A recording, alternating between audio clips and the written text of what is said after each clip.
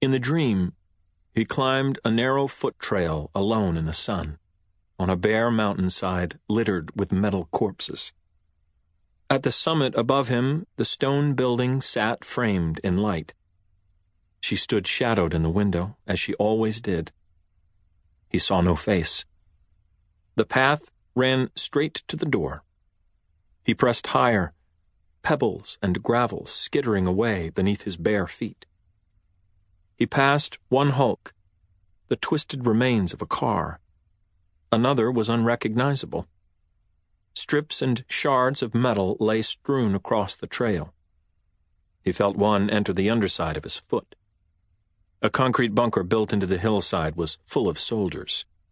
They reached their arms through the opening and called wordlessly to him as he pushed on higher. The path grew steep, his feet slipping with every step now. The shards went into his soles, straight through to the bone, and opened the soft flesh between his toes. He leaned forward and scrabbled at the ground with his fingers, trying to pull himself higher. He saw metal come through the back of one hand and cleave the fingers of another. The mountain heaved beneath him.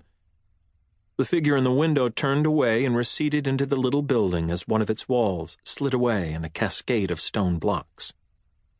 A voice from below called without words for him to come back down. His footing gave way as the mountain buckled. He fell forward and met the trail with his face. A shard went through his cheek and into his tongue. The bombs fell in earnest all around him. He clawed the ground, but it disintegrated beneath him as he slid backward into the crater. He jolted awake, honking the horn with the palms of both hands. The meager little toot cried four-cylinder economy rental, but to him it was deafening in the dark and quiet of the sleeping neighborhood. The center console of the car had some napkins wadded into it, which he pulled out and used to dry his face. He sat with his hands on his legs, eyeing the little house and waiting for his breathing to return to normal.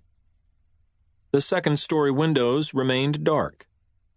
He sat back against the seat and stole a look in the vehicle's mirror. The eyes that met his in the silvered rectangle looked coal dark and hard. The gray half-circles smudged beneath them hollow and soft. He sighed. A backpack sat on the passenger seat. From its overstuffed depths, he produced a miniature leather-bound book, small enough to fit in the palm of his hand. A taut leather band inside it held a tiny pen. He drew this out as he flipped through to the inside of the back cover. On the last page of the book, he scratched a little hash mark next to a collection of other hash marks.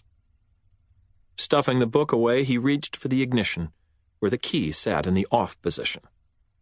He turned it to on and threw an arm over the passenger seat.